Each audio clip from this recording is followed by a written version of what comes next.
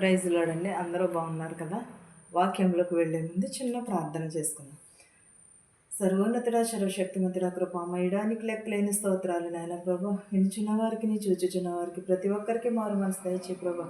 విరిగి నలుగున హృదయం దయచే ప్రభా. రక్షణ భాగ్యం దయచేయమని అడుగుచున్నాను నాయన ప్రభా. నాయన ప్రభా, వాక్యం ద్వారాగా ప్రభా మేము మారు మనసు పొందుటకు సహాయం చేయ ప్రభా. ప్రభా, వాక్యము మా హృదయంలో నిలకడగా ఉండుటకు సహాయం చేయ ప్రభా. విశ్వాసముతో నిన్ను నమ్మిన వారిని ప్రభా ఏ మాత్రమును విడిచిపెట్టనన్నావు నాయన ప్రభా. నాయన వాక్యంలో మేము ప్రభు స్థిరత్వము కలిగి ఉండటకు సహాయం చేయమని వాక్యంలో మీరు ఉండమని అడుగుచున్నాను తండ్రి. ఆమేన్. ఎఫెసీయులకు వ్రాసిన పత్రిక 6వ అధ్యాయము 10 నుంచి 18 వచనాలు ఇలాగూ వ్రాయబడి ఉన్నవండి. తుదకు ప్రభు యొక్క మహాశక్తిని బట్టి ఆయన యందు బలవంతులై ఉండుడి. మీరు అపవాది తంత్రములను ఎదిరించుటకు శక్తిమంతులగినట్లు దేవుడిచ్చిన సర్వాంగ కవచమును ధరించుకునుడి. తుదకు మనం ఎలా ఉండాలి? ప్రభువు యొక్క మహాశక్తిని బట్టి ఆయన యందు మనము బలవంతులమై ఉండాలి. దేవుని యందు మనము బలవంతులమై ఉండాలి. దేవుని యందు బలవంతులమై ఉండాలంటే ఎదుటివారిని కొట్టే అంత బలము కాదు. వాక్యములో మనము హృదయంలో నింపుకోవడం, వాక్యమును అనుసరించి మనము అపవాది వేయుచున్న తంత్రములకు మనము ఎదుర్కొనడమే వాక్యంలో మనము బలవంతులమై ఉండటము. వాక్యంలో బలవంతులమై ఉండాలి. వాక్యంను అనుసరించేవారు. మీరు అపవాది తంత్రములను ఎదిరించేవారు. ఏమన్నా వాక్యం ద్వారాగా మనము అపవాది తంత్రములను ఎదిరించేవారుగా ఉండాలి, కానీ మనము మనుషులను ఎదిరించేవారుగా కాదు. తంత్రములను ఎదిరించు శక్తిమంతులగినట్లు ఏమి కవచము? దేవుడిచ్చిన సర్వాంగ కవచమును మనము ధరించుకోవాలి. దేవుడిచ్చిన సర్వాంగ కవచము అనగేంటది? మన పరిశుద్ధ గ్రంథము. ఈ గ్రంథమును మనము ధరించుకోవాలి. ప్రశస్త వస్త్రములను ధరించుకోమన్నాడు దేవుడు.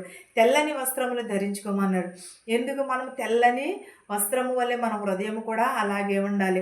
తెల్లని వస్త్రము వల్లే మనము ఉండిన ఎడల మన హృదయం కూడా అంతే తేటగా కనిపిస్తూ ఉంటుంది.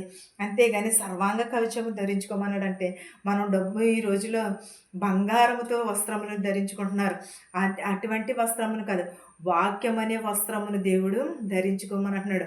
వాక్యమును మనం నిలకడగలిగి ఉండమని వాక్యంలో నడవమని అంటున్నాడు. మహాశక్తి అపవాది తంత్రములను ఎదిరించుటకు శక్తిమంతులగుడి అని అంటున్నాడు. దేవుడిచ్చిన సర్వాంగం, అపవాది వేయించిన బాణములను ఎదుర్కొనుటకు దేవుడిచ్చిన సర్వాంగ కవచమును ధరించుకోమని అంటున్నాడు. ఏలయనగా మనము పోరాడినది శరీరులతో కాదు, కానీ ప్రధానులతోనూ అధికారులతోనూ ప్రస్తుత అంధకార సంబంధులకు లోకనాథులతోనూ ఆకాశ మండలమందున్న దురాత్మల సమూహములతోనూ పోరాడుచున్నామని అన్నాడు. ఏలయనగా పోరాడినది ఎవరితోనూ శరీరముతో కాదు, కానీ ప్రధానులతోనూ అధికారులతోనూ ప్రస్తుత అంధకార సంబంధ లోకనాథులతోనూ ఆకాశ మండలమందున్న దురాత్మలతోనూ సమూహములతోనూ పోరాడుచున్నామని అన్నాడు. దేవుని యందు మనం ఎలా పోరాడుచున్నామో అధికారులతోనూ మన సంఘాలలో చాలామంది కూడా ఉన్నారు కదండి. ప్రతి ఒక్క సంఘాలలో కూడా ఒకరంటే ఒకరికి పడదు, ఒకరంటే అప్పుడు ఏమంటారంటే మిమ్మల్ని అధికారులు రానివ్వట్లేదు, సంఘ పెద్దలను రానివ్వట్లేదు మిమ్మల్ని అని ఇలాగ చెప్తూ ఉంటారు. కానీ దేవుడు తలుచుకుంటే వాళ్ళు ఎవ్వరు కూడా ఏది కూడా చేయలేరు. కానీ దేవునికి సాధ్యం కానిది ఏదైనా ఉన్నదంటారా? దేవునికి అసాధ్యమైనది ఏదైనా ఉన్నదంటారా? దేవునికి తెలియనిది ఏదైనా ఉన్నదంటారా? ప్రశస్త వస్త్రము ధరించుకోమన్నాడు. దేవుడిచ్చిన సర్వాంగ కవచమును ధరించుకోమన్నాడు. ఇవి యాజకులతో పోరాడతాం కాదు, శరీరముతో కాదు, మనం సాతాను అపవాదితో కాదు పోరాడవలసింది. మనము వాక్యముతో పోరాడాలి, వాక్యమును చదవాలి. ఆకాశ మండలం ముందు దురాత్మలను కాదు సమూహములతో పోరాడుచున్నాము అని అన్నాడు. దురాత్మలతో మనము పోరాడుచున్నాము. అప్పుడు ఏం చేయాలి? దేవుడిచ్చిన సర్వాంగ కవచమును మనము ధరించుకోవాలి. అందుచేత మీరు ఆపద దినమందు వారిని ఎదిరించుటకును సమస్తమును నెరవేర్చిన వారై నిలవబడుటకును శక్తిమంతులగునట్లు దేవుడిచ్చిన సర్వాంగ కవచము ధరించుకోమని అన్నాడు. ఏమంటున్నాడు 13వ అధ్యాయంలో? అందుచేత మీరు ఆపద దినమందు వారిని ఎదిరించుటకు, సమస్తమును నెరవేర్చుటకు, నిలువబడుటకు, శక్తిమంతులగుటకు దేవుడిచ్చిన సర్వాంగ కవచము ధరించుకోమని అంటున్నాడు. దేవుడిచ్చిన సర్వాంగ కవచము ధరించుకుని అప్పుడు అపవాదిని ఎదిరించమని అంటున్నాడు, సాతానుని ఎదిరించమని అంటున్నాడు, మనుషులను ఎదిరించమని అంటున్నాడు, అధికారులను ఎదిరించమని అంటున్నాడు. ప్రతి ఒక్కరిని కూడా దేవుడిచ్చిన సర్వాంగ కవచము ధరించుకునే చేయమని అంటున్నాడు. కానీ ఎలా అనగా మీ నడుమునకు సత్యమును దట్టి కట్టుకుని, నీతియును మైమరుపు తోడుకుని, పాదముల సమాధాన సువార్త వలనైనను సిద్ధ మనసును జోడు తొడుగుకుని నిలువబడుడి అంటున్నాడు. ఎలా అనగా మీరు సత్యమునకు మీ నడుమునకు ఏమి కట్టుకోమని అంటున్నాడు? సత్యమును కట్టుకోమని అంటున్నాడు.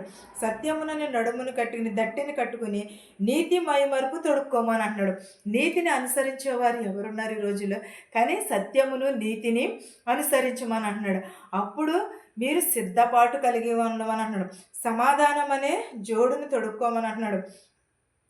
దేవుడిచ్చిన మహిమను మనము విడిచిపెట్టేసి దేవుడిచ్చిన సర్వాంగ కవచమును మనం ధరించుకోలేకపోతున్నాం. ఎందువలనంటే దేవునికి దూరంగా ఉన్నప్పుడు మనకి ఏది కూడా సాధ్యము కాదు. మనము దేవునిలో నిలబడి ఉండాలంటే దేవుడిచ్చిన సర్వాంగ కవచమును మనం ధరించుకోవాలి. ధరించుకొని ఎలయనగా మన నడుమునకు ఏమి కట్టుకోవాలి? సత్యమును దట్టి కట్టుకోవాలి, నీతిని మైమరుపును తొడుక్కోవాలి, పాదములకు సమాధాన సువార్తనైనను సిద్ధ మనసును జోడు తొడుక్కోమని నిలవబడి అని అంటున్నాడు. సిద్ధ మనసు ఎక్కడ ఉండాలి? దేవుని రాకడ కొరకు సిద్ధపాటు చేసుకోవాలి. మన హృదయము, మన మనస్సును కూడా సిద్ధపాటు చేసుకోవాలి. ఆయన ఇచ్చిన సర్వాంగ కవచమును ధరించుకుని, ఆయన సువార్తనం వాక్యమును మన పాదములకు తొడుక్కుని, దేవుడు సిద్ధపాటు నడుమునకు సత్యమును నీతిని దట్టిని కట్టుకోమని చెప్పుచున్నాడు. మన పాదములకు ఏముకు తొడుక్కోమన్నాడు? సమాధాన సువార్తనైనను సిద్ధ మనసును తొడుక్కోమని అన్నాడు. మనం సిద్ధపాటును కలిగి ఉంటున్నామా? దేవుని అక్కడ సమీపంలో ఉన్నదని అందరూ చెప్తున్నారే, అందరూ అంటున్నారే, కానీ మనం సిద్ధపాటును కలిగి ఉంటున్నామా? ఒక్కసారి ఆలోచించుకోండి ప్రియ సహోదరులారా. ప్రతి ఒక్కరమును కూడా దేవుడిచ్చే సర్వాంగ కవచమును ధరించుకోవాలి. మనము నీతిని నడుమునకు కట్టుకోవాలి. మన సత్యమును మన నడుములని దాటిని కట్టుకోవాలి. మన పాదములకు సువార్తను తొడుక్కోవాలి. సమాధానం అనే సువార్తను తొడుక్కుని అప్పుడు దేవుని యందు మనము మెలగాలి. మనం చదవడం కాదు, వినడం కాదు, అనుసరించేవారుగానే ఉండాలి.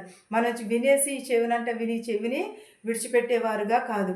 దేవుడిచ్చిన సర్వాంగ కవచము మనం ధరించుకుని, సిద్ధ మనసు అనే జోడుని తొడుక్కుని దేవుని రాకడ కొరకు మనము ఎదురు చూడాలి. ప్రతి ఒక్కరమును కూడా దేవుడిచ్చే సర్వాంగ కవచము ధరించుకుందాము. వాక్యము మనందరికీ కూడా తోడయ్యుండును గాక. ఆమేన్. ప్రార్థించుకుందాం. స్తోత్రం స్తోత్రం సర్వోన్నతుడా, సర్వశక్తిమంతుడా, కృపామయుడా, నీకు లెక్కలేని స్తోత్రాలు నాయన. వినిచున్న వారికి, చూచుచున్న వారికి మారు మనసు దయచే ప్రభా, రక్షణ భాగ్యమును దయచే ప్రభా, విరిగి నలిగిన హృదయమును దయచే ప్రభా, ప్రతి ఒక్కరికి నాయన ప్రభా శాంతిని సమాధానమును దయచే ప్రభా. మా శత్రువులు మిత్రువులు దీవించినాయన, ధనుకులనేమి భేదాలనేమి దీవించినాయన ప్రభా.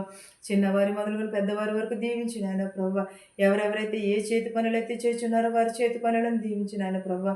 ఎవరెవరైతే ప్రభా వాహనములు నడుపుచున్నారు వారి వాహనములతో సురక్షితంగా వారి గృహాలకు చేర్చినాయన ప్రభా. హాస్పిటల్లో అనేక మంది రోగములతో బాధపడుచున్నారు ప్రభా, వారందరినీ స్వస్థపడుచున్నాను ప్రభా. ఇతర దేశంలో అనేక మంది పని లేక బాధపడుచున్నారు ప్రభా, వారందరికీ పని దయచే ప్రభా. వెళ్ళుచున్న వారిని వచ్చుచున్న వారిని కూడా ప్రభా సురక్షితంగా వారి గృహాలకు చేర్చినాయన ప్రభా. నేను ప్రభు ఇతర దేశం వెళ్ళాలని అనేక మంది ప్రయాణము పెట్టుకుని ఉన్నారు నాయన. వారి ప్రయాణము సఫలతను దయచే ప్రభా. వారికి నాయన ప్రభు క్షేమంగా వెళ్ళుటకు సహాయం చేయ ప్రభా. ప్రతి ఒక్కరికి రక్షణ భాగ్యమును దయచేయమని, ప్రతి ఒక్కరికి మారు మనసు దయచేయమని, నా కుటుంబమును కూడా జ్ఞాపకం చేసుకోమని యేసు నామములో బ్రతిమాలి వేడుకొనుచున్నాను తండ్రి. ఆమేన్.